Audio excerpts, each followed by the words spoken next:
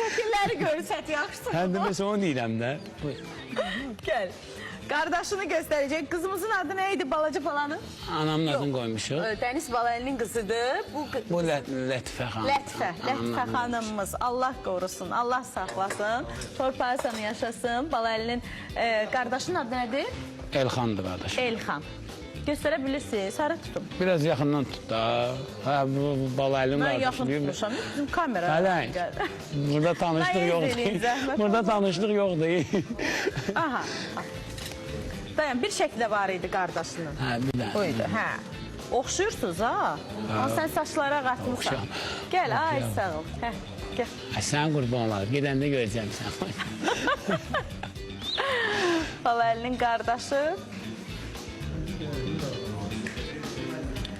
Əvvəlinizə baxarsınız. Aydın görünmür.